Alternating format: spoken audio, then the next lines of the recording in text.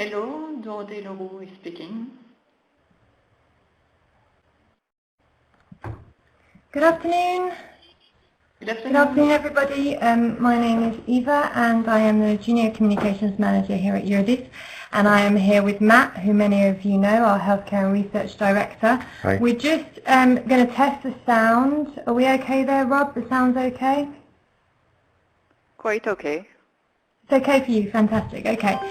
So, great, sound's working. So just to give you a quick introduction to today's webinar, Matt is going to run through his presentation first of all, and then after that we'll have a Q&A session as we have done in many of the previous webinars on European Reference Network.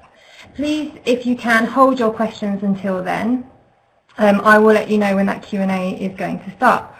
And I will explain in detail how you can also ask your questions. So I will hand over now to Matt, who's going to run through his presentation for you. Hi everyone. I was asked to pull together a presentation now that the call has been launched. It was launched on the 16th of March on really a hands-on guide of how the first call is and people developing an application. And to be honest, it's a really challenging thing to try and outline a presentation on giving a hands-on guide, because the strategic aspects of an application are what are difficult. They're there to be defined by the clinicians engaging with the patient community and with member states. So there's no right answers. So trying to pull together a presentation where there's no right answers is hard. So it's a bit wordy, the presentation, so forgive me, but I thought it was useful for you to have something which would be you could reuse. One second. So I broke down the presentation into 4 parts. A very simple one on outlining the vision for ERNs, about 13 slides on getting ready for the first call, and then 6 slides on preparing a presentation, and a couple of slides on the assessment process. One second. We've got in technical problems. So in terms of what is the vision for an ERN, ERN is a highly specialised healthcare network which should meet the needs of rare, complex diseases or conditions or highly specialised interventions.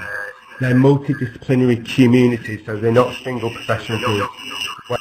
They should see free movement of expertise and knowledge and patients across the network, engaging with local healthcare providers, between healthcare providers within an ERN and between several ERNs, because rare diseases are very much multi-system diseases, and it's very difficult to house them in one ERN, even if it's a thematic network. These services provided are clinical services provided in a virtual environment, and it's really important to develop a culture of learning in the network, which celebrates variation in practice and only standardises an approach where there's clean evidence of improvement. The ERNs are being developed for thematic group areas, so the strategy or the vision is that all rare diseases have a home. And the ultimate aim is that they improve clinical outcomes for patients through access, improved access to high quality, timely and accurate diagnosis, care and treatment. So what have been the activities to leading up to launching the first call? And I think there's been huge effort over the last few years, and Europe has moved, the European Union, member states, patient organisations and clinicians have moved at a phenomenal rate. I don't think I've seen any pace like this before in the European activity.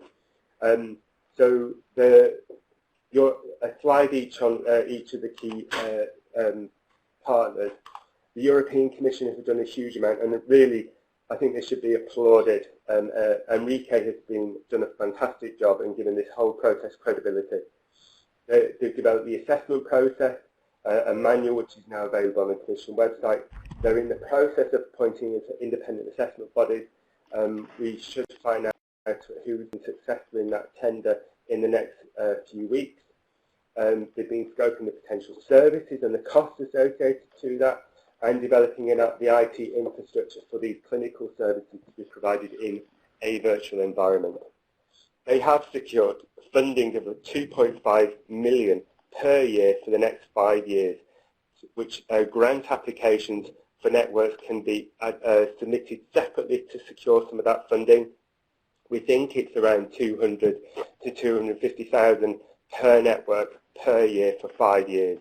It's not a huge amount, but it's significant in terms of just some operational glue money to enable these networks to actually take place, to develop.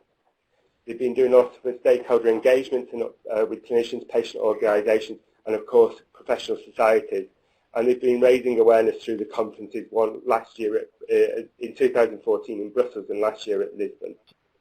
And of course they've been supporting member states getting to the first call. The member states, their role has been very much on active oversight of the development of the application process, and they are responsible for ensuring national endorsement, which is of a healthcare provider to be part of the network. I cannot underline this point enough.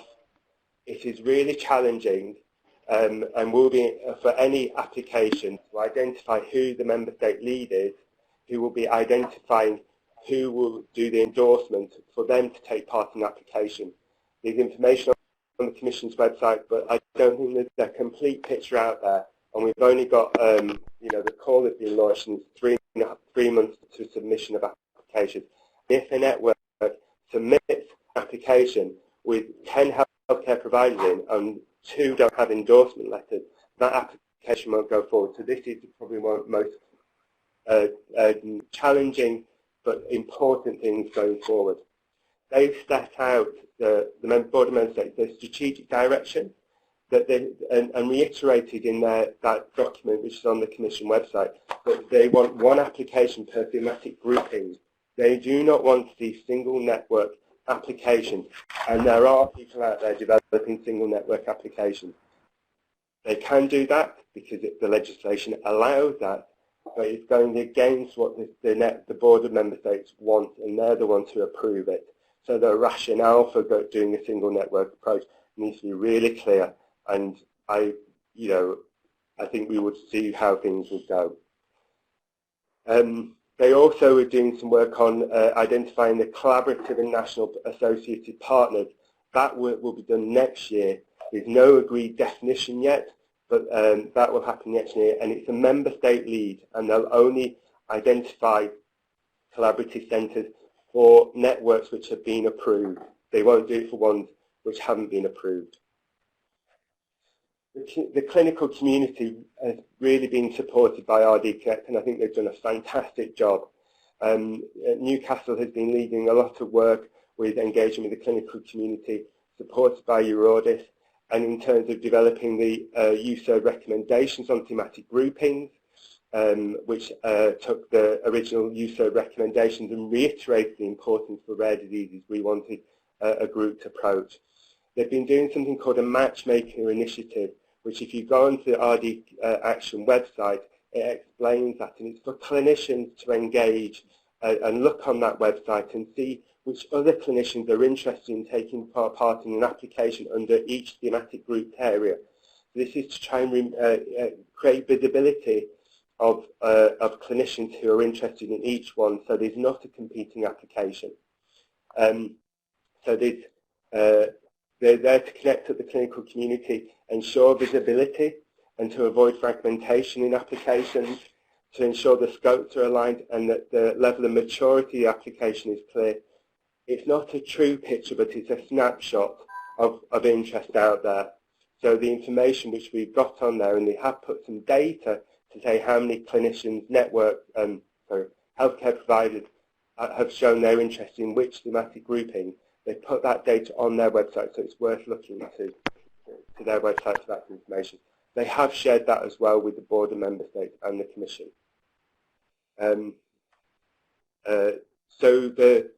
Just a quick overview, these are the thematic groupings which were highlighted in the USERD recommendations addendum. I won't go into detail. The Matchmaking Initiative at the moment have had about 500 responses. They're encouraging a comprehensive coverage so that each of the thematic group areas has as much visibility of who's interested in taking part of that. It's a snapshot, it's not an absolute picture. And Eurodis did a piece of work with our members, and we will continue to refresh that in trying to align to see what patient organisations, where they feel they are best aligned with which thematic group area. And that information is being shared with the clinicians and has been welcomed by them. It contradicts in part some of their thinking, but in others there's clear alignment. And the key bit there is for developing the scope of an application with which rare diseases should be included or not, and whether one rare disease should be in rare metabolic or whether it should be in an application for rare malformations. Those decisions, we shared this list with the clinicians to ensure that they would speak to those patient organisations and ask their views and try and create that dialogue between clinicians and patients to inform the shaping of those applications. It's a really good initiative. It's an informal part of the, it's an informal initiative. It's not linked to the formal assessment programme. This is very high level, the number of responses by which thematic area. I think you can see by, as an example for rare bone, there was 10 responses with 2 centres saying that they would like to lead. Where you've got, you know, rare skin, there's 14 centres. I think what the clinicians were expressing in there was they might not want to lead the thematic group network. They might want to lead a clinical network underneath it. So if you've got if you've got 7 key clinical networks underneath the thematic grouped network for skin, those clinicians have probably said they want to lead one of them. Further work is being done with that with the clinicians and to outline and to really come up with a clear list of who the clinical leads of the thematic group applications are. And I think that will be really good. There's an info day next week for 4 clinicians. It's very technical in terms of it's for the clinicians who are taking part in the application process and to be able to share an understanding of or clarify areas of the assessment process. So the clinical leads who responded to this will go to that. So for the patient community. Sorry, we're just having some issues with the sound.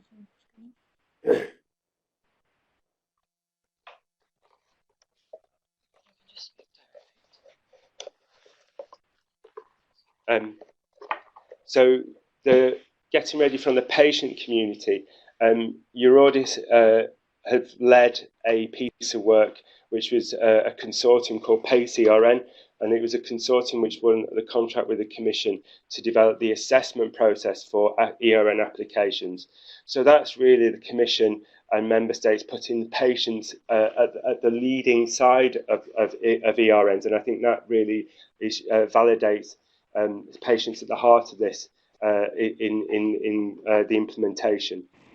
Eurodis have been working on developing patient advocacy groups, and that's for members and non-members to patient organisations to be aligned with the thematic group of each of the networks, so we can optimise patient involvement into those networks. We're starting to do some capacity building. We've done some with the National Alliance and European Federations. We've done these webinars, and we'll continue to do that work so we can maximise patient involvement in ERNs going forward. We've been doing work on the membership meeting and also the up-and-coming European Conference for Rare Disease and Orphan Products, where we've got a whole work stream of conferences for on ERNs. So I'm going to pass you over to Lenya, who's the patient advocacy group manager, who will just give a couple of slides on EPAGs. Yes.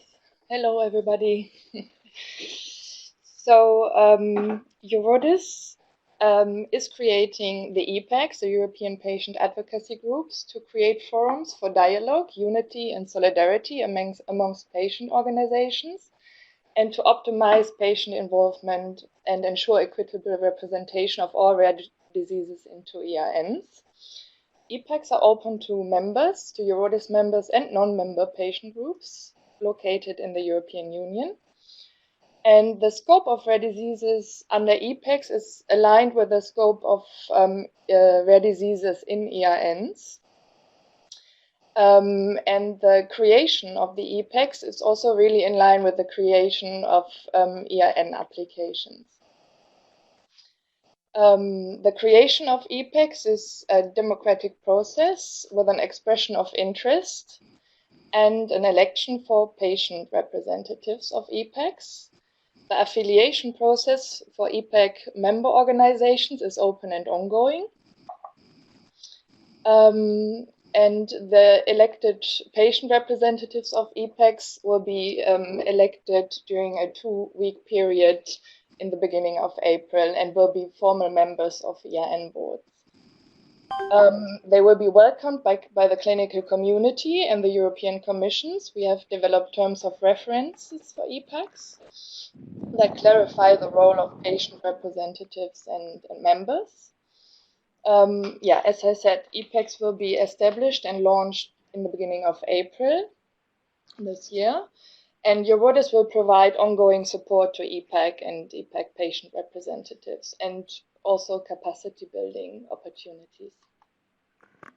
At the moment, we have 2 main strategic activities ongoing. One is to engage with patient organizations to take part in the EPACs. So, as I mentioned, we had the call for expression of interest to become an EPAC member, and we will have online elections to elect patient representatives for these EPACs. And then we will support the ERN applications once the EPACs are launched. We will consult with ERN clinical leads and also the patient representatives of EPACs to see how we can best support the development of ERN applications. And then we will outline action steps, how EPACs can best support ERN applications in the coming weeks.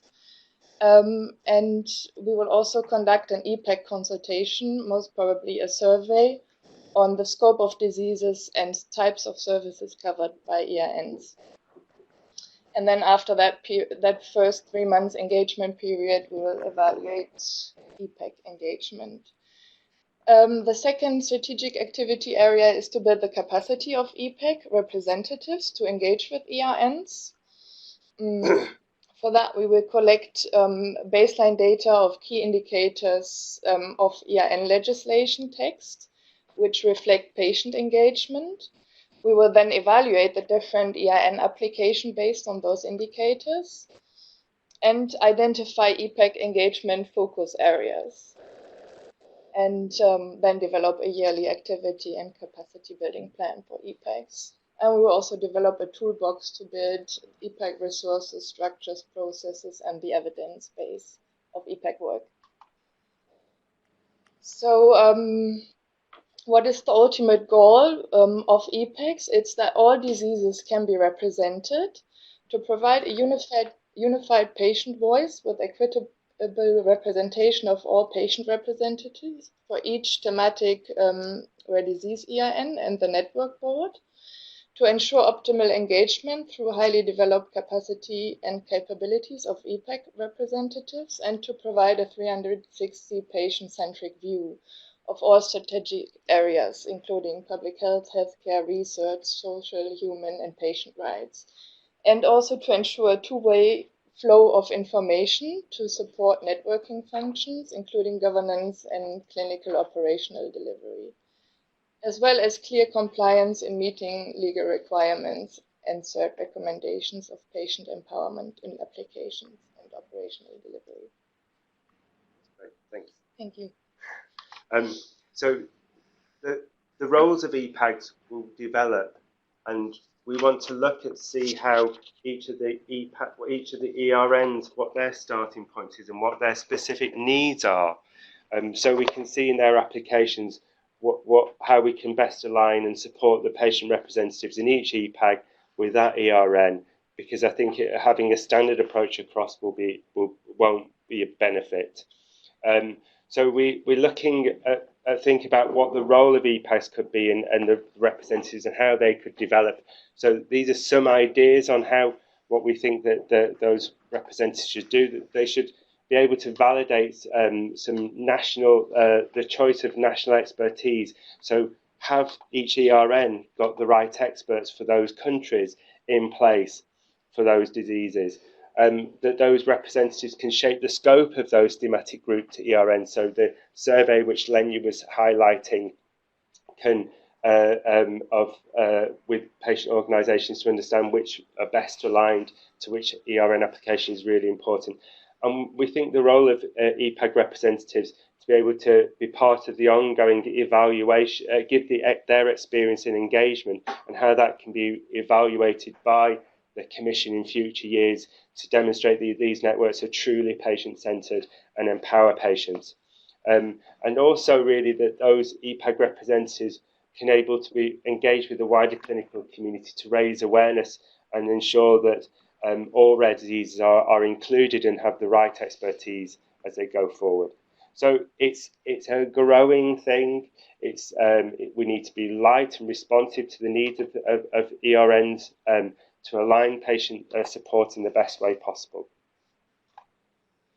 I think you've seen this slide before. It just outlines the phased development of ERNs. This is not the plan, but this is what we expect. So year one is that ERNs will focus on establishing internal relationships of newly structured networks, development of a basic IT platform, and the coordination of care, how that's going to be organised. Year two is more formalisation with external relationships at national level and regional level, and we'll start to see the emerging best practice coming out of ERNs, and the clinical platform should start to be implemented. As we go forward, those things mature. Year three, you've got the clinical outcomes are starting to be monitored and benchmarked, and there's greater integration between health and social healthcare, social care, and research. And at year four, a mature IT solution. In year five, we start over again in terms of the reassessment.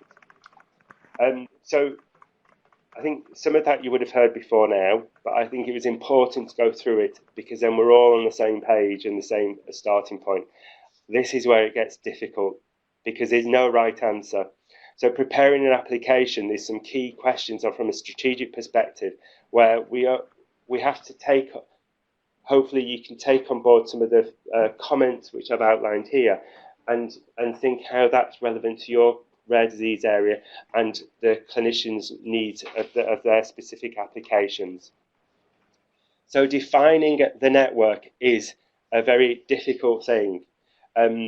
The assessment of applications isn't an accreditation process or of a healthcare service or a hospital. It's an assessment of the functionality of that network against compliance of the legislation. Sorry. Just putting the camera on. Sorry, carry on. Camera off. It was. I'm going to put it back on now.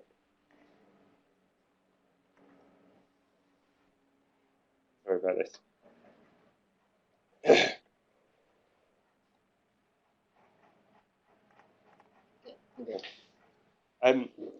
So the strategic aspects of the application, these are flexible for the clinicians to define.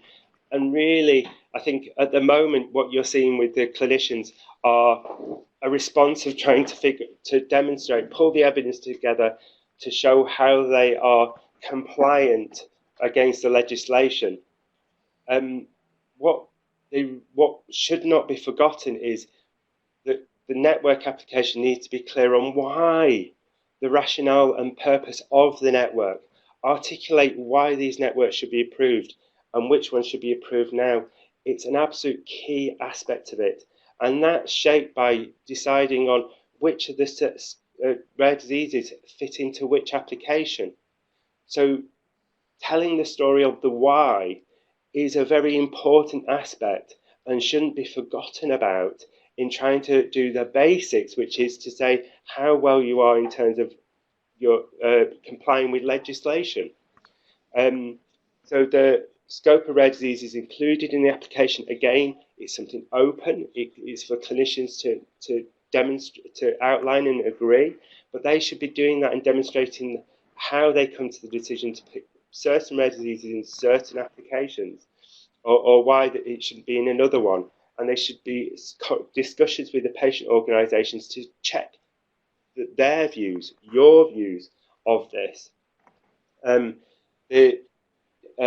Defining the functionality of the ERN and supporting clinical viable networks. So not having a single network approach, a single disease approach, but having multiple clinical networks underneath. So how that's structured is in terms of functionality is important.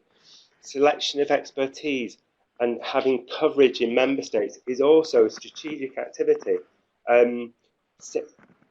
One of the most challenging, and I can't underline this enough, is the legislation asks for the network to define the specific specialist criteria for that network to say, to define the level of expertise for centres to take part in that application. I think it's a very difficult thing for the clinicians to do and agree on level of competency to be included, and it can take a long time. So a lot of networks have been working on this for a bit. So the last point really is just to underline the importance is about understanding the rationale for saying why the network application should go forward. You know, that case for creating that network in the first place, the ambition. I think the point I put at the end is to see the assessment process as not a hurdle to be jumped and then forgotten about. It's a means to an end, but to look at it as a vehicle for driving improvement. If we think that there's a network of 35 healthcare providers, which takes 6 months of time to take part in this process, that's 17 and a half years of work. If we're investing 17 and a half years of clinical time on a clinical area, well, let's see that the process is used to drive that area forward in service improvements and outcomes for patients. And then whatever the outcome is, it's a win-win for all.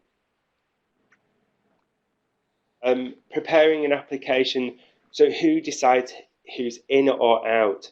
The clinicians need to discuss between themselves and decide, but it's a bit like picking a football team where you're all queuing up, they're all queuing up, and it's pick me, pick me.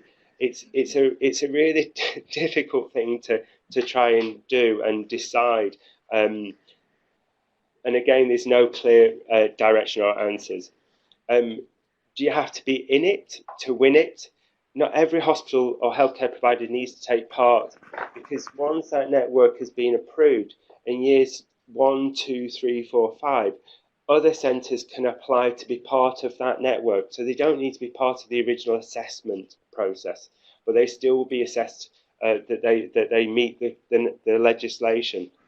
But what's important is to select the strongest core group of healthcare providers to have the strongest application for it to be successful. So who dares wins? You know, selection of rare diseases to be included in the scope. From a rare disease perspective, we don't want in the rare disease community that certain rare diseases are excluded. We want a clear message that there is strong commitment at the beginning in the application for that thematic grouping area. We'll cover all those rare diseases in time, and I think that's an important message for the clinical community, the clinical leads to take on board and demonstrate. Picking a number of healthcare providers in a network. Again, there's no right answer. The minimum number everyone knows is 10 healthcare providers from 8 member states. That doesn't include the collaborative associative members. But there's an optimal number, and because the maximum number, there's no upper limit.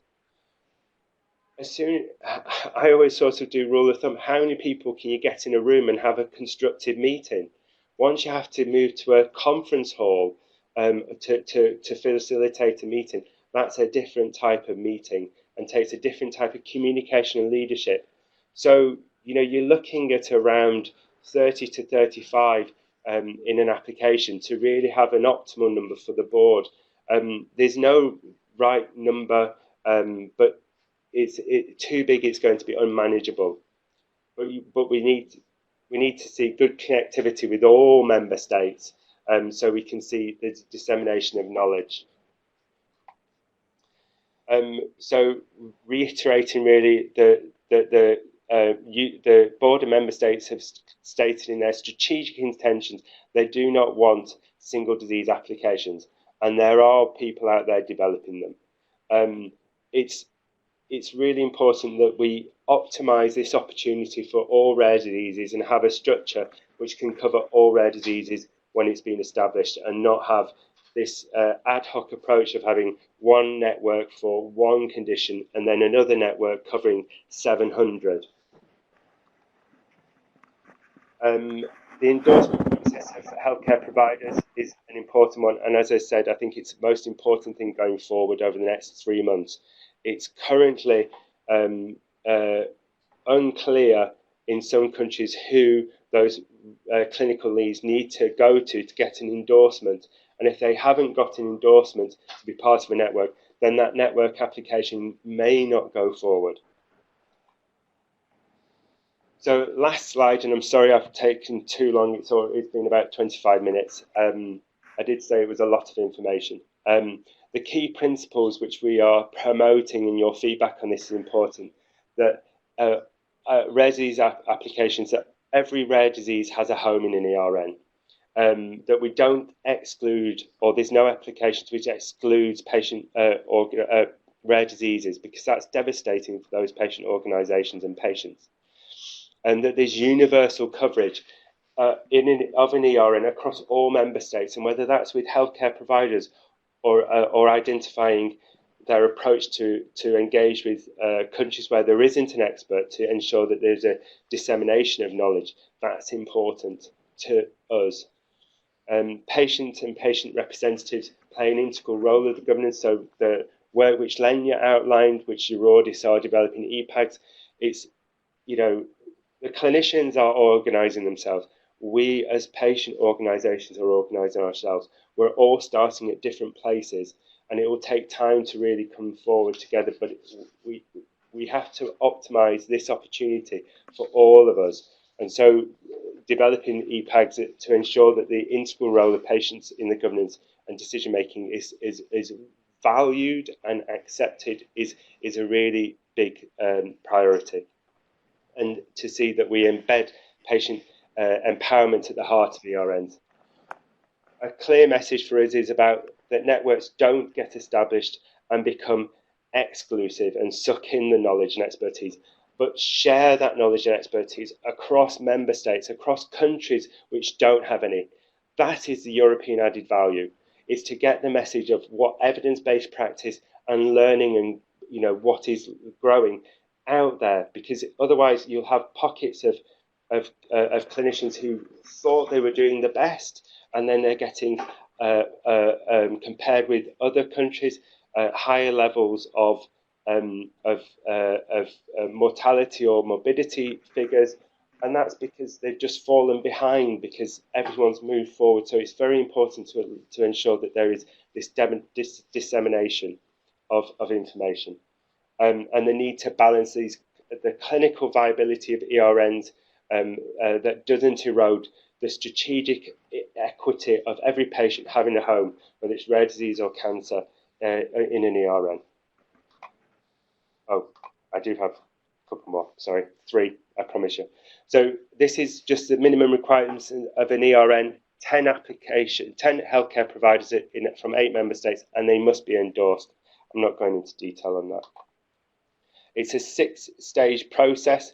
We've done stage 1, which was the launch of the call on the 16th of March. We're now at stage 2. The clock is ticking. The clinicians will be engaging with everyone, including yourself, and they are being asked to do a big task. And I think we can be critical when they make a decision, and then they can be paralysed by having strategic decisions to make and not knowing which way to go. So I think we need to support them as well through this process. Stage 3 will be around end of June, July, and that will be where the European Commission, the independent assessment body, checks the eligibility. So one of the things is if an application doesn't have all the endorsements, then that will be one of the bits around things which will be assessed in eligibility. And then the technical assessment will be done on applications, which will take about 2 months by the independent assessment body. So we're talking around the end of the year, December this year, where we would see the outcome of this process. If everything goes well. Jan's here, by the way, and I'm very happy about that because my voice is going slightly. So these are the assessment manual and toolbox, which are available on the Commission website. Hopefully they're a good read to everyone. I'm sure that it's seen as being a little bit bureaucratic, but I think that can be questioned really. So I think that's really where I finish, and I'm sorry I've taken too long. So I'm just going to. Are any of you at home seeing Matt and Jan on the video, just to check?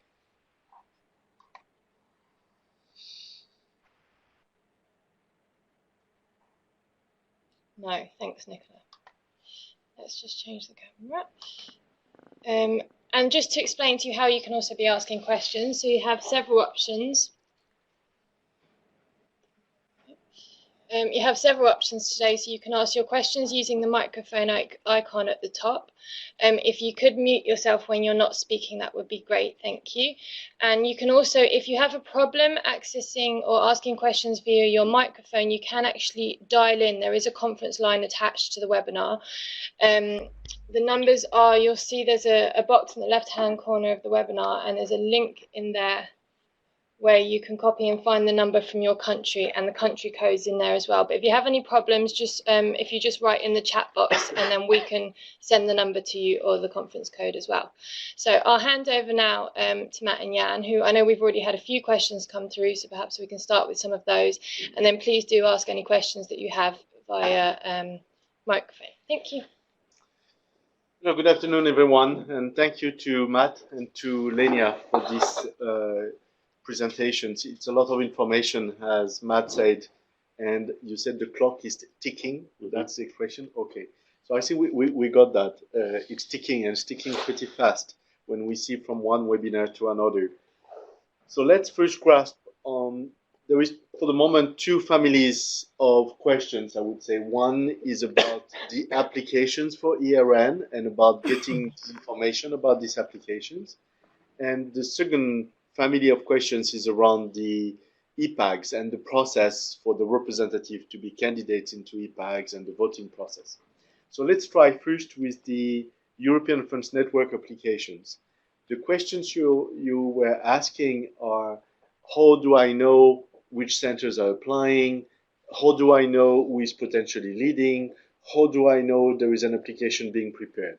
So I hope that from the presentation of Matt now, you got a pretty clear answer to your questions. Now, I'd like to check that with you, and if you have any questions, further questions on that, please ask them now, either with the microphone or with the chat, so that we can try to answer more accurately.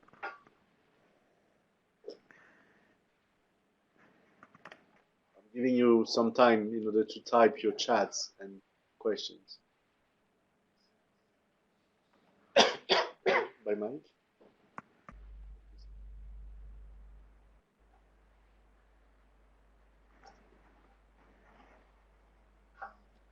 Yeah.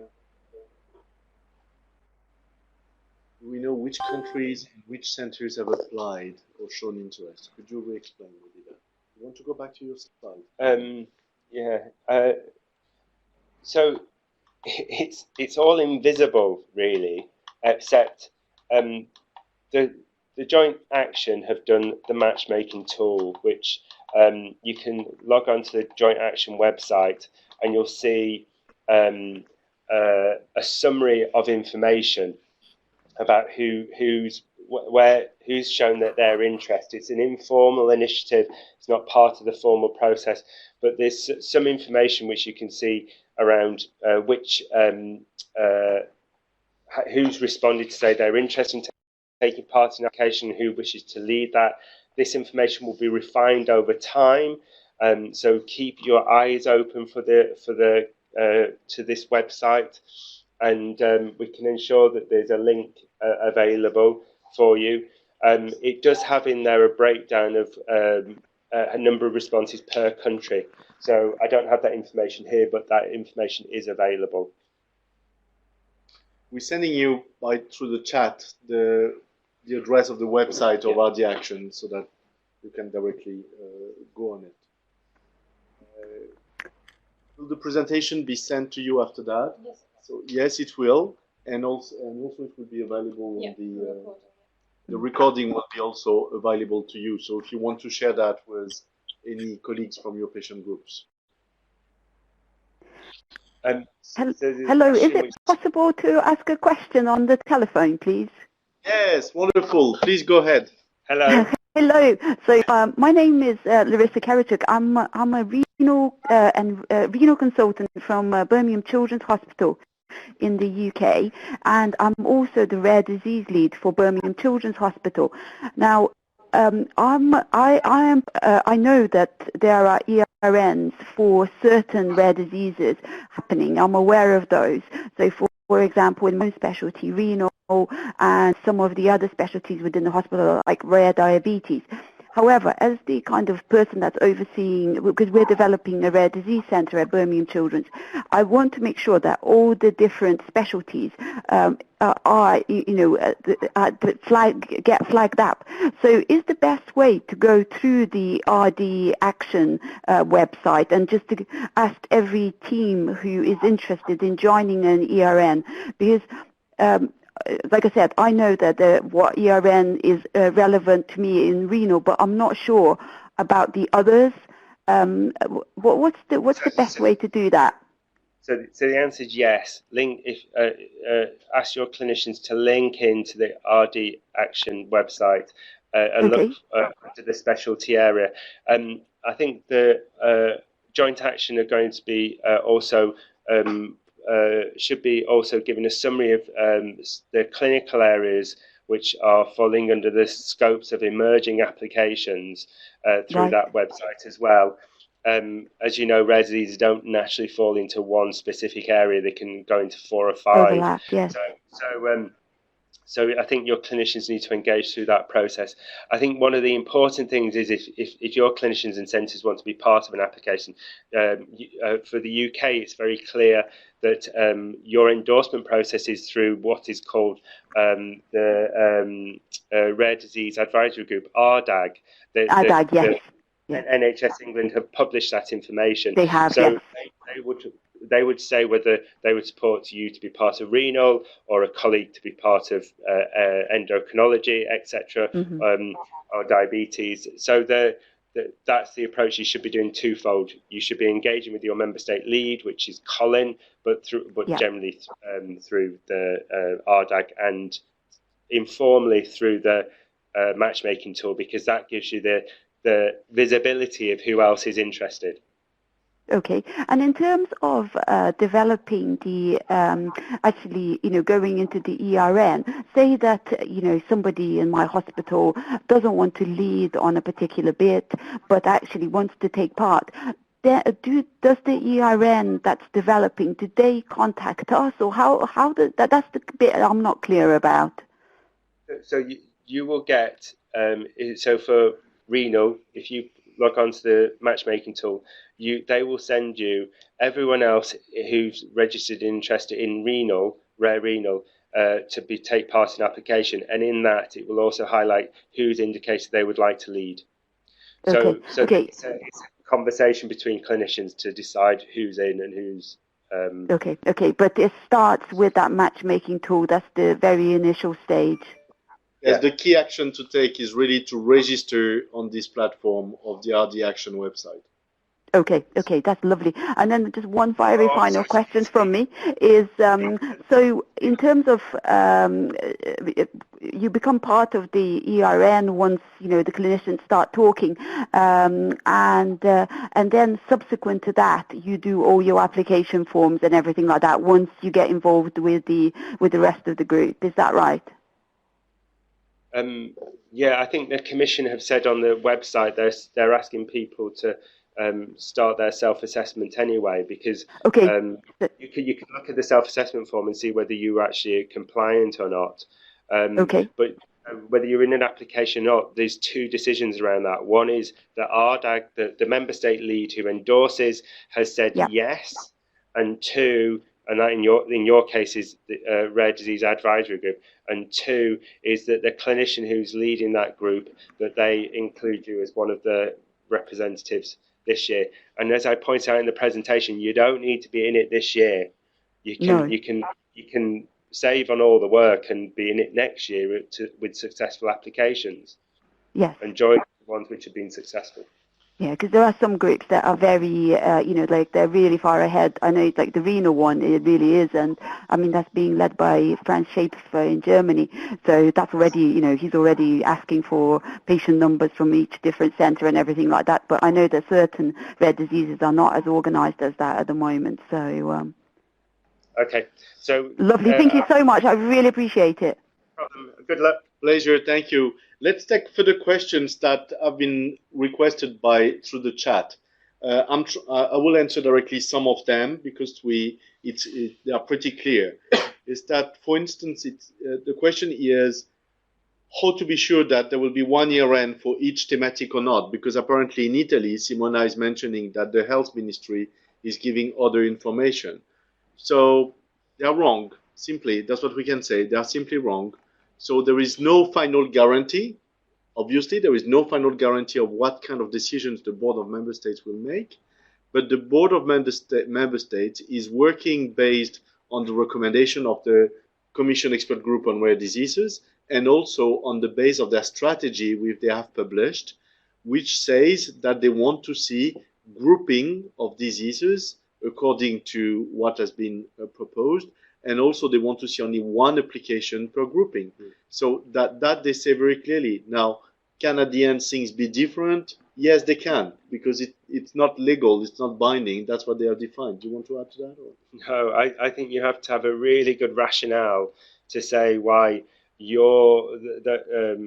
for someone who thinks that one rare disease application is valid, why that is so special compared with all the other rare diseases which are being asked to form under 700 rare diseases under, let's say, rare neurology. We've got an opportunity, and there's a limited amount of funding to support the infrastructure for each ERN. Well, to maximise that from a European perspective, you'd want as many grouped applications as possible. You wouldn't be giving €250,000 to a single network approach when actually the added value could be that you could cover one thematic group application and cover 700. So it's very unfortunate that some health ministry or some individuals into national competent authorities or health ministries are providing poor information, but we need to live with that, with the fact that there is obviously a gap between the core people, the people participating to the Board of Member States or being at the core of the system, and the one which are not maybe directly into it, but also that there is different level of understanding of English, which creates also some of the difficulties in these committees, as always when there is a new committee. So we need to recognize all that. So just come back to us when you have questions of that type. Tell us if you see a major issue with your health ministry so that we can have this information. Dimitrios is asking who is doing the endorsement. Endorsement is being made by the member states for the local members. For the ERN, it's the Board of Member States. You can, for that, refer to previous webinars, which you can listen to online and see the slides also, where it is more comprehensively explained. But I did put in the presentation, it's a key aspect, which is a minimum requirement of any application, is that all healthcare providers are endorsed. And at the moment, it is unclear the process in each country, what that is. So clinicians out there are finding it challenging, and we need clarity on what is the individual processes in each country and who does the clinicians need to engage with to get endorsement in Italy, in Greece, in their own member state. And I think that when we've got the clocks ticking, it's a fundamental aspect we need to find those answers out quickly. Someone was asking the difference between a member of a European Funds Network and an affiliate. So first, forget about affiliate and think more about collaborative centers and associated healthcare professionals, collaborative healthcare professionals. As Matt said, the definition of that is not yet provided, and the Board of Member States said that they will provide it in the coming year. As far as your audit is concerned, we regret that they are postponing this definition because we think that it would help to have the definition of collaborative healthcare professional and associate healthcare professionals in order to better understand then what a member is. But what a member is well defined in the application, in the manual, and for assessment, for the application and assessment, and that's the only thing that for the moment you can care for. So maybe from a practical point of view for patient advocates, we need to keep in mind that at the time of this first application, there will be the members who are fitting the criteria that are clear. Now, in the next 5 years, additional members, additional centers of expertise or network of healthcare providers will be able to join into the European Funds Network. Plus, there will be collaborative healthcare professional and associated healthcare professional. So we need to see things in a dynamic way. So if a center is not included in the initial application, that may not be satisfactory in general term for the patients or for you, but still there is the possibility to join later on if they fulfill the criteria in the coming years. And the key difference, a healthcare provider in an application is one is going to be assessed. The assessment of that centre will result in that network being successful or not. So the healthcare provider has to be able to demonstrate it meets a specific criteria defined by the network on levels of expertise for those rare diseases. So for an example could be for rare bone sarcoma, that the threshold is set at 50 rare bone operations per year and 100 soft tissue. And the reference documentation for that could be national or international cancer publications. So if a centre doesn't meet those levels, it's probably going to be defined in the future as a collaborative or associative centre. But as Jan said, they've not been defined. Each network application has to define in their application how that they will identify those centres and the approach to engage with them in once they've been approved. Diana is asking if one center of expertise covering more than one disease in different therapeutic areas should then apply to one European Funds Network or to more than one. Yes, a center can apply to more than one European Funds Network if it belongs to different groupings. That will probably be the exception, but it will happen.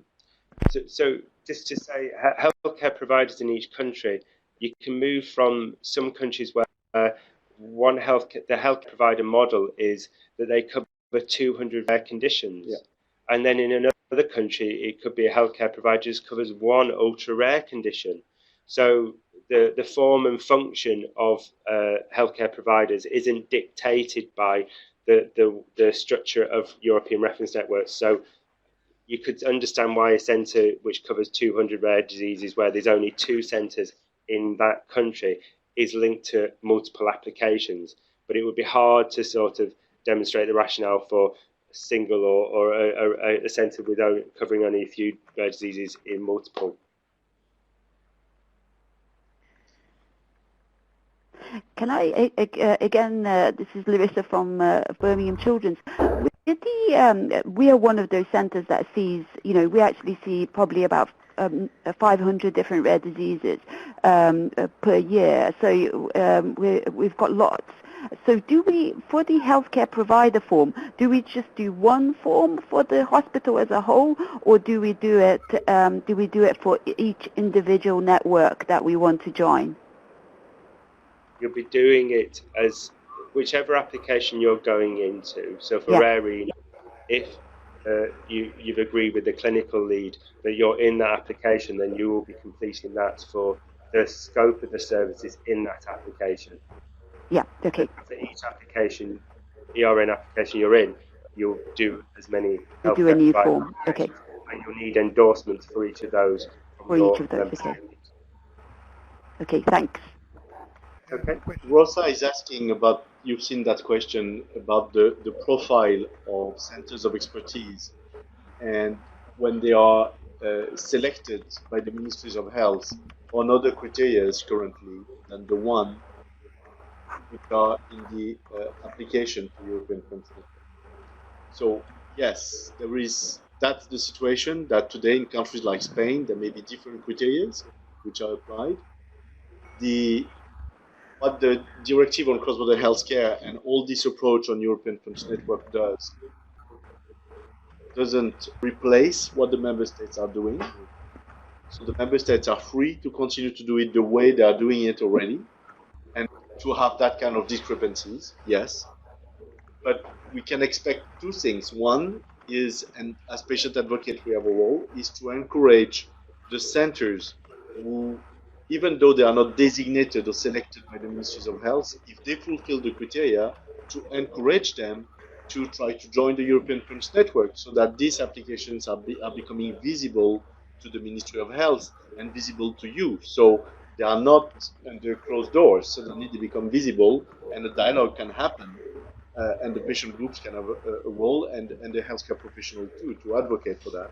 And second, we can hope, it's a hope, but it's a reasonable hope, that over the next 2-3 years, as the process will gain more traction at the European Funds Network level and the Board of Member States decisions and all the visibility of the network, the Member States will adjust progressively to this system, because this system is going to be robust, is embedded into EU legislation.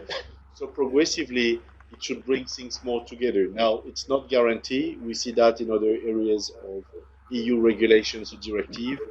Might be a significant gap between what is intended at European level and the reality at the local level. Sorry, can I ask a question? Yes, please. Okay, please go ahead. My name is Daniel. Okay, thank you. My name is Daniel Fernandes. I already shut the question is more regarding membership.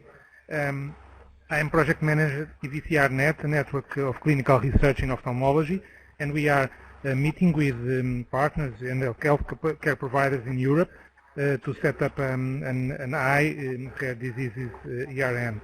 My question is, how can we as a network, clinical research network, and not a healthcare provider, be part of that application? Should we manage this with the coordinator at a later stage, since the evaluation is only for the healthcare providers at this stage? Do you know anything that can help me? Sorry, I didn't quite understand the question. Can you repeat the question? I think if I got you correctly, I think it's the same answer that the one we gave before. Is that the first and main thing you need to do is to identify yourself on the matchmaking platform of the website of RD Action that was sent to you through the chat. Then you identify. Yes, we are still working, we are now working with the coordinator of an European Reference Network proposal in eye diseases. So we are still working with the coordinator. My question is if we can be part at this stage, or in a later stage only, since we are not an healthcare provider. Oh, you're not a defined healthcare provider, so you don't meet the specialist criteria. Is that correct? Okay, but we are a network of clinical research, not an healthcare provider. Okay. I think that these networks are healthcare provider. Together, healthcare research is an important aspect to that. But so I think we need to look for guidance from the Commission. And I think if you want clarity, what you should do to get proper clarity on the assessment process and whether you're compliant or not is, one, speak to your member state lead, and two, to ask SHAFE, the contracting arm of the Commission, the question whether you're eligible or not to be an application. And you shouldn't look to your audits to give that indication. It's very much a contracting decision, a tendering decision. You should go directly to the Commission. Okay, thank you very much. I also have another question regarding the IT platform. Can I speak now or later? Because it was mentioned in the presentation, there's a need for a clinical IT platform, but I think that this is a common need for all the European reference networks.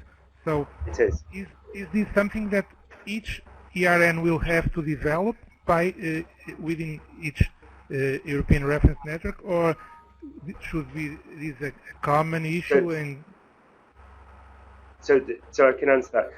The legislation and the asks for a network to demonstrate how it uses its IT to connect up and to communicate with it and deliver healthcare. I think there's a recognition that these networks are new entry phase networks. They're not previously well established, so they're not mandatory criteria. But what needs to be in place in the application is that the assessment process outlines, which is on the Commission website, that there's a clear action plan of how you develop the IT platform. The Commission themselves recognise it's a common need across all, and they're doing some work on developing an IT platform as well. Okay, thank you.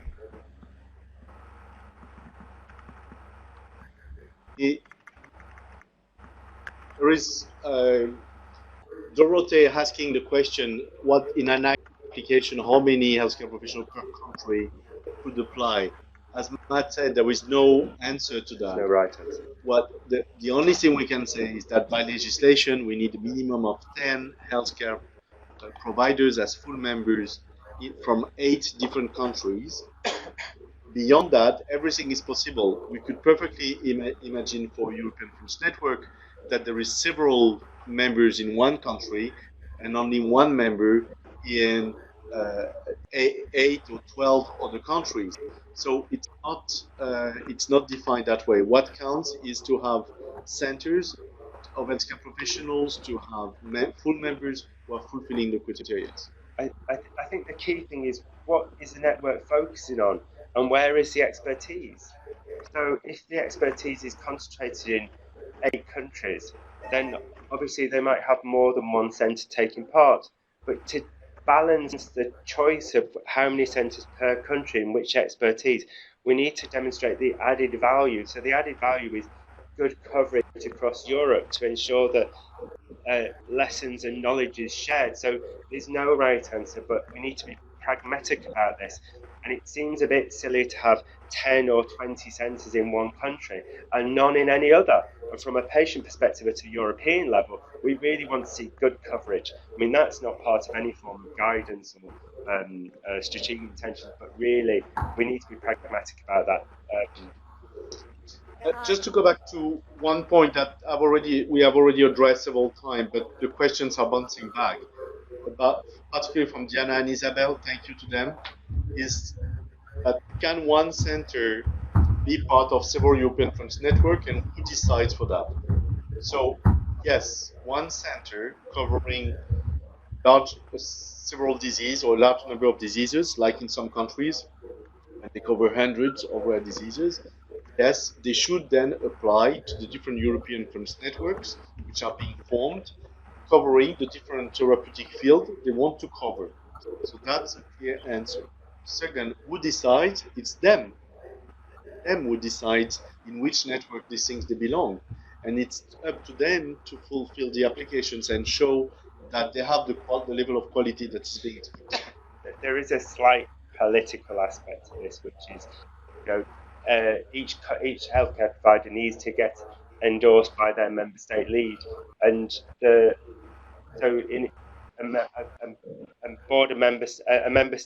each individual member state might see 10 healthcare providers all wanting to be part of 2 applications, and they'll be picking which one they think is optimal, or 1 or 2 or 3, and it's really about the connectivity on a European level, and then the dissemination of that information within each country.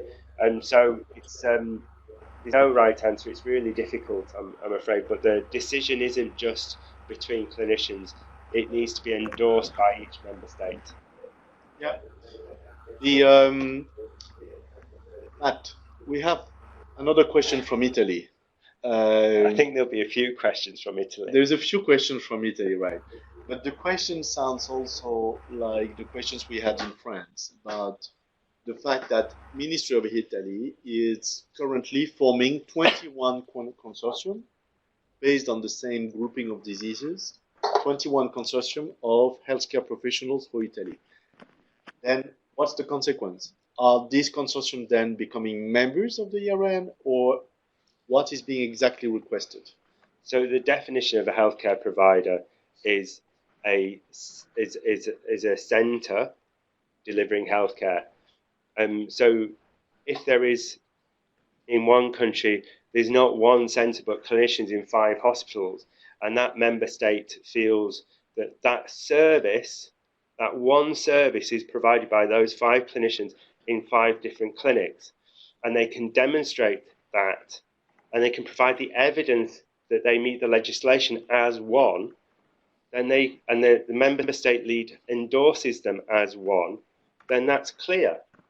But and a country like Italy, where there's 40 regions and 40 centres coming together into a national consortium, can they really provide one set of evidence to demonstrate that they have been working as one?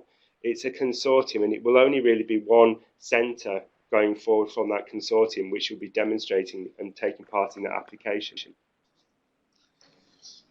Yeah. So what counts is really the service. We really need to think service. We're not connecting pipes, we're connecting service providers, right? There is a question coming from Eric Alulia, if I don't distort your name, about the fact that there may be, in a certain grouping, 2 European reference network application under development. In your case, it could be the network called RITA and the other one, Reconnect. And your question is, who takes care of that? Who decides which one is going to be selected? So again, the approach is as much as possible to try to get the networks together. So that's precisely the role of this matchmaking service into the joint action RD Connect, to bring so that the leaders and the applicants know that there is another network. Can I just clarify? So there's two network applications being developed under one thematic area. Is that right, Jan? Yes. I mean, I would really encourage everyone to reread the strategic guidance set out by the Board of Member States. They do not want competing applications under one thematic grouping. They want those two clinical networks which are developing to work as one. The successful applications need to demonstrate how well they cooperate and engage. So I think it would undermine each of those individual applications to be submitting 2 separate ones. It seems madness. Consider that you have a role as patient advocate to bring them together and to share that kind of explanations with them. That is going to be a lose-lose game if they develop 2 applications. They have to come together. Sometimes leaders don't like collaborative approaches, but this is what is being expected here. There is an interesting question from Danielle, who says, what if UK votes for the Brexit and leaves Europe? Then what's happening to the members from the UK? So let's keep that for future hypothesis, right? So we're not really going to solve that. My initial guess will be that they will stay into the network, but not as full members. They will probably become associates or something. But that's not for tomorrow. Whatever the votes are, it's going to take some time. Thanks for that question. That was more for you, right? Correct. Maybe now we can move in the last 20 minutes more into the EPAGs. Sorry, just want to underline. Yeah. The presentation today is trying to give some thought to some of the really difficult strategic questions. And there's no right answer. I keep on saying that. If you want answers and the network is developing an application, then it is a competitive process. Engage with the Commission directly. Ask those questions as formal questions in the application process. And that answer, like what is the definition of a healthcare provider? Can Italy have 40 centres as a consortium as one? Ask that formally. The answers are shared with everyone who's developing it. It gives visibility and it gives clarity. And so please encourage your clinicians on areas of uncertainty to engage directly with SHAFE, which is the contracting arm of the Commission, to get those questions answered. Sorry, Jan. No, that's fine. In fact, in the meantime, we receive more questions, so trying to address them quickly. George Reynolds is asking, what reporting must a healthcare provider must provide to verify its service level to stay in the network? Again, go back to the manual and tools and the application. Everything is there. All the criteria are being It's a detailed good there. read, I guarantee it. Yeah. And Nadine is asking about Germany.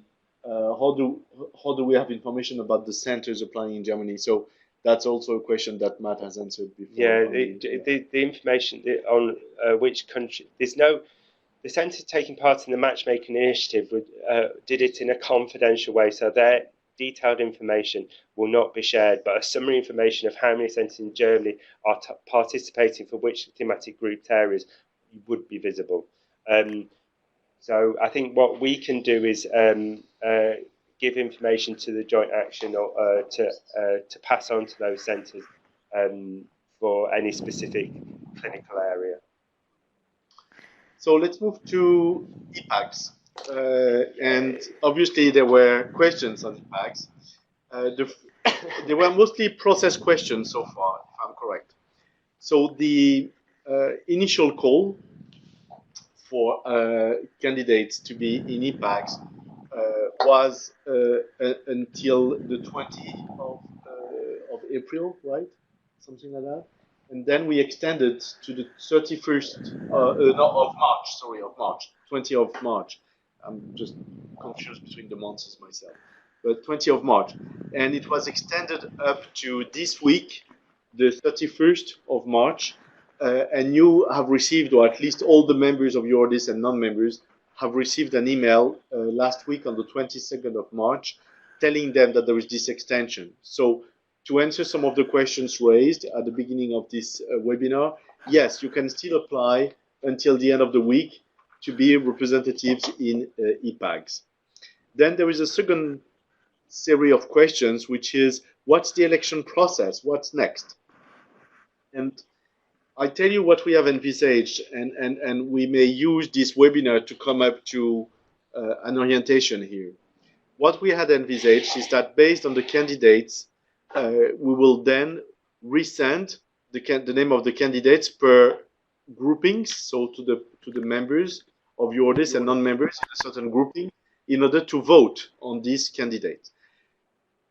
That's the intent, and it's still the intent.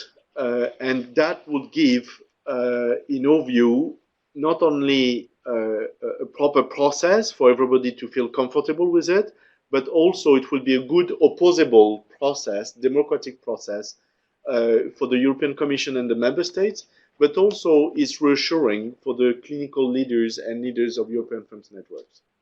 On the other hand, what we see from real life is that the applications we are getting for patient representatives in EPACs are the usual leaders of these diseases, most of them, and that we could consider just taking the list. So it's an option. But I think, I say I, because we have not much discussed it yet, because we're waiting to see the full set of applications this week, but I would tend to think that it's better to keep the voting process, because that makes the overall process more robust. And we need to be able to say that we have called for candidates to form these representations and that they have been elected by a certain relevant group of patients' organizations across Europe. You want to add something, Lenia and Anya, on that for the moment? Okay, we pass you the mic. We have Lenia and Anya with us. Hi. We haven't really discussed this very much yet because we're trying to very quickly get the EPACs launched and to inform patient organizations about the possibility to join the EPACs and to be a candidate to be an EPAC representative. So discussed very shortly if maybe we should have the elections in a year. I don't know. It's just, but we have to talk about it. When the ERNs are actually officially launched and recognized by the Board of Member States and so on. So now we would have those people that have applied and they form the first EPAGs, and then have official elections in a year. But it's an idea. It's a proposal. And I just wanted to mention that we have sent the information to all our member organizations, but not to all patient organizations in Europe. Those that are not members with EURODIS, we have informed via the national alliances and via European federations. So I'm not sure that every single patient organization has received the information. We're counting very much on our alliances and federations to spread the information, as well as the leaders of the ERN applications, who have contacted their groups as well to get them talking to us.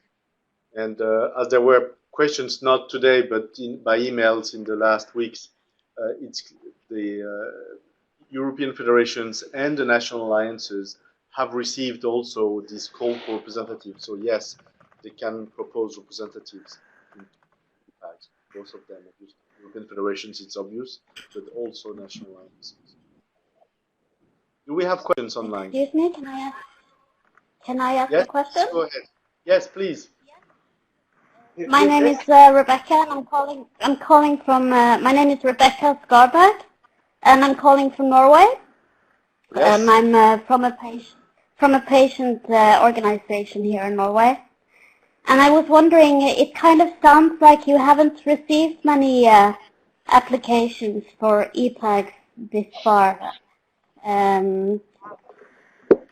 don't think it's a good idea to maybe announce that you want to postpone elections until next year, because that might discourage us. But am I reading you right when I kind of hear that you haven't received many applications yet? And do you have any thoughts on why? In fact, it varies from one therapeutic area to another. So what we can say, I'm speaking under the control of Anya and Lenia here, is that one, we have received application in every therapeutic area. Two, the number of applications varies a lot from one therapeutic area to another. And three, so far, we are not in a situation for any of the therapeutic grouping to have too many applications. We're able to form an EPAG with the applications received in each of the cases. So the only question that remains is that, are these applicants acceptable to all the patient groups in that area or not? And that's a fair question to ask, even though I fully understand the rationale of waiting 1 year, because then there is further dissemination, there is a better process. Maybe we should consider having a process now and to redo it next year, but yeah. I think the fundamental moment is this application now. So do you mean that when you say that you're not sure if they're acceptable, do you mean if they're not qualified, or the applications or the applicants, are they not qualified? No, what I mean is that in this hesitation that we have now, this week, it will not be next week, but this week, that hesitation of having election now or waiting 1 year, what I'm saying, but it's only my opinion now, so I'm happy to have yours through the chat and in that conversation to help us make an opinion. But I think it makes it more legitimate patient representatives if we have pursued the voting process up to the end in the context of that initial applications for European Funds Network, so that then the people who are nominated, the patient groups nominated to represent their disease, are really in a comfortable position that not only they have been applying through a democratic process, but they have been elected through a democratic process, even though we could consider, because we are learning as we are doing, we could consider having another round of election after 1 year or 2 years when everybody has a better understanding of what it's all about, what is the exact role, and so maybe to have more of that type. Does that clarify, Rebecca? Yes, that clarifies, and but I guess on the other hand, you have to start somewhere anyway.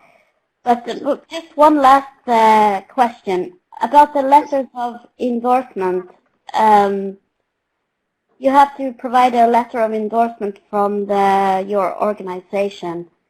Would it be beneficial to provide letters of endorsement from other partners, like centers of expertise in your country, or No, I advisory tell you why. units? Or Yeah. Thank you for your question. No, I tell you why. Is that here the fact that as you orders, we're asking to the applicants to provide an endorsement by the president of their organization, if it's not themselves, is just to be sure that the people applying are really fully supported by their patient groups of origin, just to avoid to have a freelancer, let's say, or a solo person just applying without being fully embedded into their own patient groups. But if you have the support from centers of expertise or advisory units, maybe you could put that in the application. That will come when you apply for. Sorry, go ahead. You can put that in the text, of course, because we Yes. ask each person who applies to write a short text of why they would like to be an EPEC representative and what kind of qualifications they have. Yes. So, of course, it's great if you mention there that you already work with the Center of Reference and so on. That it's very good. Yeah. Okay, thank you. Okay, thank you very much. The so Danielle Renaud is mentioning that we should be flexible about it now and or in 1 year time, as EPACs clearly, and I fully agree with you, may not be at the same level of maturation. So we have to see one way or another. We're gonna have to be stepwise, but at the same time we need to be robust from now. So I think that's really wise, and I think we need to think through that EPAGs like ERNs will develop and evolve, and the scope of each ERN application will not be fixed.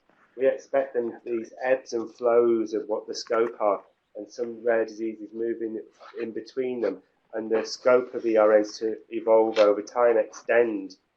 So like ERNs, we should not think of them as fixed entities. They need to grow organically in response to what the subjects they're looking at, the focus they're looking at, and the disease areas that they're focusing on as they go forward. Françoise is asking the question of alternates for the patient representatives, and that's a question that comes from through emails and communication regularly. First, there is no rule for the moment. That's the first thing we can say. There is no rule. So for the moment, it's only what we want to shape, let's say. So my answer, but Matt may add to that, will be the following, is that for the moment, what we need to form is EPAGs with representatives, clear and well-defined. Then, when the European Reference Network will be formed, one of their first tasks will be to define their own rules of functioning, of governance. This is when, this will be the moment when the patient representatives will have to say, we need to have alternates for in representations. Maybe the clinicians will say the same, but at least the patients need that because they have the family to manage with one or more person with a disease, and they have also their work. And there is a moment where they may not be able to attend. Now, what I would really suggest as a message to send across all the patient representatives here is that we need to have stable groups of representatives because there is an intuitu personae between the people in a board. So it should be the exception when someone is being replaced, but it should be possible. And for that, I think we need to coordinate across the representatives when the ERNs are being formed, that every patient representative are asking for this possibility of having alternates on a practical base, either as voting alternates or at least as observers, but alternates. Yeah? Okay, sounds good? Okay, good. Do we have, no, we're fine. So it seems that we're progressing pretty well. All that is challenging, complex. I don't say if I say fun, if my colleagues will like it. I'm not so sure. No, they clearly disagree. No, it's a challenge. As Danielle said and Matt, I think we all agree it's stepwise. We're learning as we do. we need also to continue to accept, all of us, that we can make mistakes. You can make mistakes in your networks. We can make mistakes with you. And please, apologies in advance. Tell us. We'll try to adjust. We'll try to listen carefully. We'll try to understand what is beyond the question and behind the questions in order to try to improve these new approaches. Sorry, here I have one question coming in from the malformation ERN. How does one person represent all these conditions and offer feedback to all the patient groups? So that's a very good question. So we have to remember what an ERN is. A thematic ERN covers a number of conditions. It's a broad operational network board which is underpinned and supported by disease-specific clinical networks. So the EPAG will be the collection of patient organizations aligned to that scope. And so when the overarching operational board of the network, which covers all the conditions, they talk about more strategic stuff, that the EPAG representatives at that board ensure that the board discussion is patient-centered. It empowers patients in the development of the network. And then if there is a discussion at that network board which is disease-specific, so for malformations, it's a disease-specific discussion, that there's that those representatives have access to those rare disease is aligned to that clinical discussion and can ensure that that clinical lead at the board is linked into them to develop the clinical protocols or care pathways, etc. So there's two functions. I think the terms of reference outline that quite clearly. Yeah. So yes, the representative has on the EPAG and then on the European Reference Network Board has that role to liaise with all the patient groups in the area. And they'll be supported by Eurodis Yes. to ensure that there is fair representation, that the ERNs meet the clinical needs of these specific areas, but ensure that the overall network maximizes on patient involvement and to empower the patients in this network. That's where we see the support of Eurodis, and also in supporting you across the different networks, so that the one who will be representing the patients are not isolated, each of them in their own network and being stuck. Which in fact takes it to a question from Rosa to say, can we be part of an EPAG without being elected? And no, the answer is no. And why? Because we need to have a proper process of elections here in order to be able to say that this is the people, the representatives who are members of this EPAG are really representing the groups, that they are legitimate. They are credible by their experience, but they are legitimate because of the process.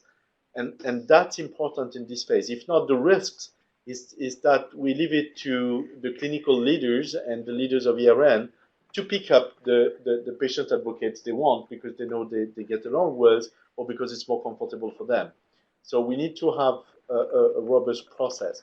And it's important to remind that even though Eurodis is supporting that overall process of emergence, and there are Eurodis EPAGs, the members who are going to be part of the ERNs are members of their own on the name of their patient groups and their networks, so that you're not losing the identity into that, far from it.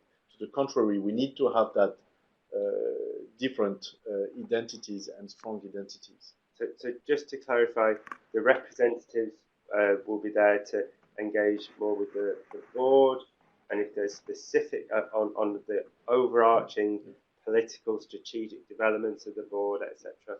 And where there is disease-specific discussions about protocols or new treatment guidelines, that the patient organisations which are relevant to that discussion are engaged. So, and that's with the wider membership. That's not directly through the representatives. Before we conclude, we take the last question, which is from Daniel Renaud on the how can EPAG get together and influence positively the objectives of the ERN. So first and foremost, what we need to use as a Bible as patient advocates is also the manual and tools of the applications with the quality criteria. That's what we have as being the most robust. So look into it, look at every criteria's elements that you think are very much useful for patients, which are patient-centric, where you are legitimate to speak about it, and then you clearly can use that in your conversations with the clinicians when they're developing the applications, that this is where you want to take them, The second element is that we will, from a practical point of view, continue this kind of coordination through webinars, but also we may organize specific teleconference for the once a month for each EPAG, and also maybe across EPAGs if there is a need for the development of the European Funds networks, or at the beginning, because also between the time of the application and their selection, I'm sure there will be some further activities going on inside the network.